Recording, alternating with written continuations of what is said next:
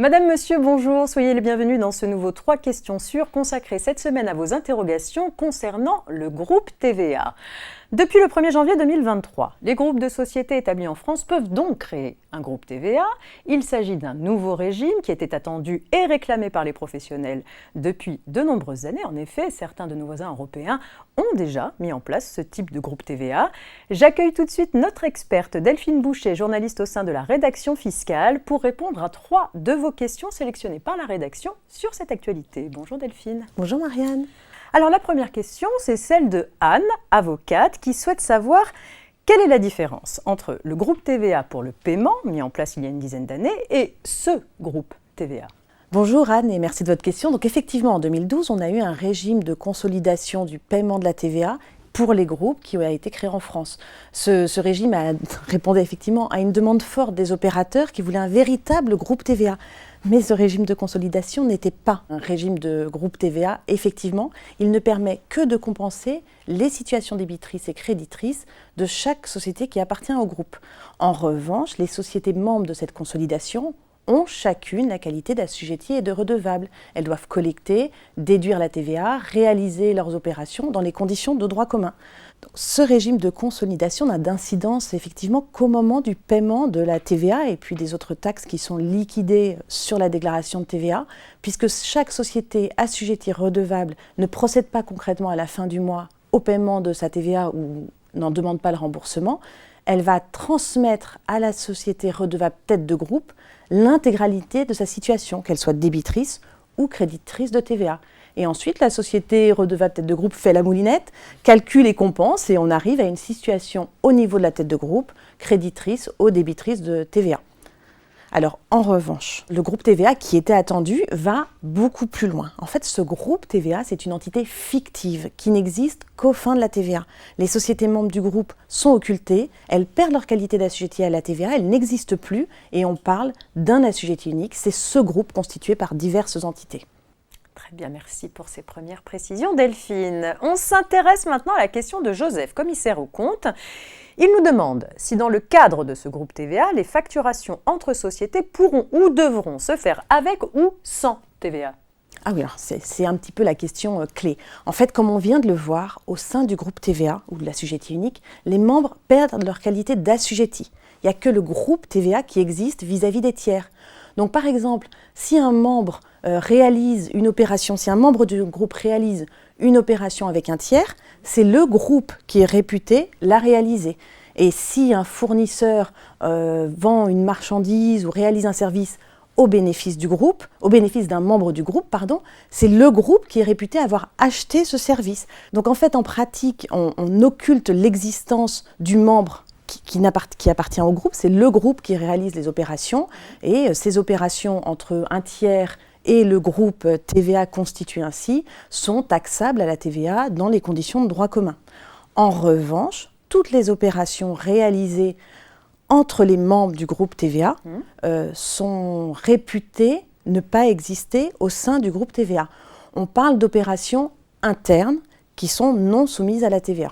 Donc Delphine, si je comprends bien, en pratique, pour ces flux entre membres, aucune TVA ne doit être facturée, c'est ça? Alors oui, effectivement, c'est ça l'idée, c'est une opération interne, il n'y a pas de TVA facturée, c'est une non-opération finalement, c'est cette fiction TVA, on efface ces opérations qui sont considérées comme hors champ de la TVA. Merci Delphine. On termine avec la question de Luc, expert comptable, qui souhaite savoir si toutes les sociétés peuvent appartenir à un groupe TVA, Delphine. Alors, il y a bien évidemment des conditions à remplir pour appartenir à un groupe TVA. En premier lieu, les membres potentiels doivent être assujettis à la TVA. Il s'agit donc de personnes qui réalisent des activités économiques dans le champ de la TVA, que ces activités soient taxées effectivement ou bien exonérées de TVA. On peut aussi intégrer dans un groupe TVA des assujettis partiels qui ont pour partie des opérations hors champ de la TVA. Alors attention, en pratique, bêtement, on va dire, comme quand une société intègre un groupe TVA, elle perd sa qualité d'assujetti, eh bien par définition, elle ne peut appartenir qu'à un seul groupe, puisque pour appartenir à un groupe, il faut avoir la qualité d'assujetti à la TVA. Deuxième condition, et non des moindres, la société doit être établie en France. Alors on peut être établi en France quand on a son siège ou un établissement stable, ou bien même un domicile ou une résidence habituelle.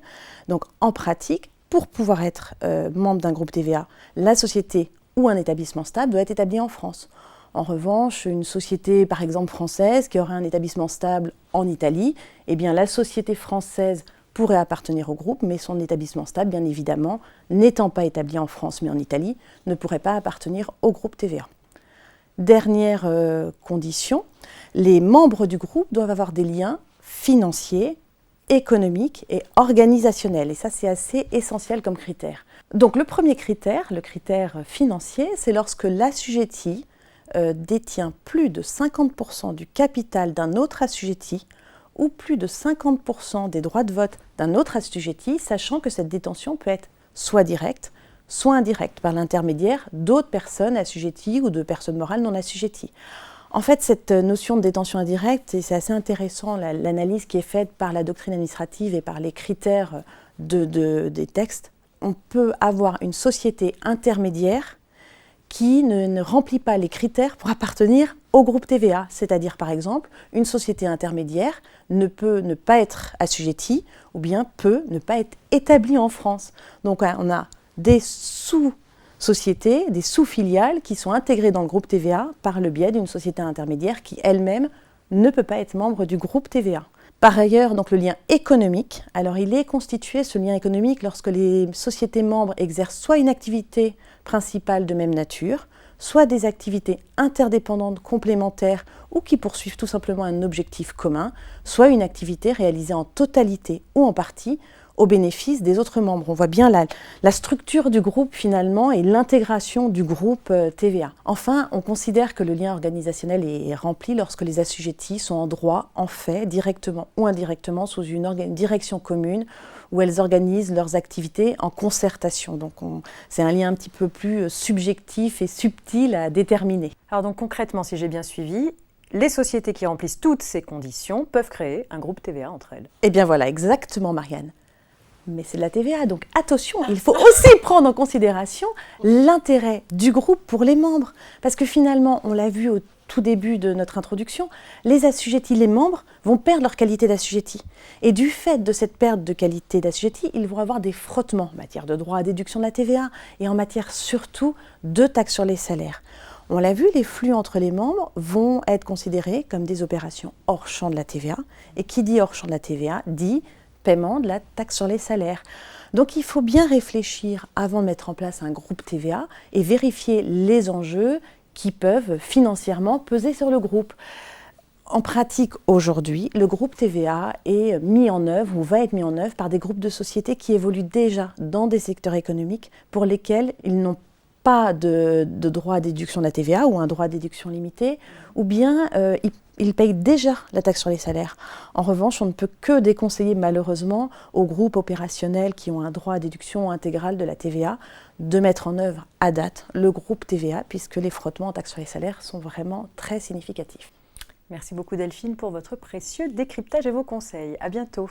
À bientôt Marianne. C'est la fin de ce 3 questions sûres. Pour continuer à évoquer toutes ces questions spécifiques au groupe TVA, mais également d'autres problématiques liées à la TVA dans les groupes de sociétés, comme le régime de consolidation évoqué en introduction, nous vous renvoyons à l'ouvrage à paraître en avril prochain, La TVA dans les groupes.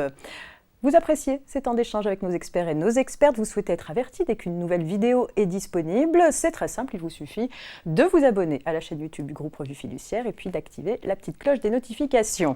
On se retrouve la semaine prochaine avec une nouvelle thématique à découvrir dans votre newsletter. N'hésitez pas à poser toutes vos questions. Je vous souhaite une très bonne journée à toutes et à tous.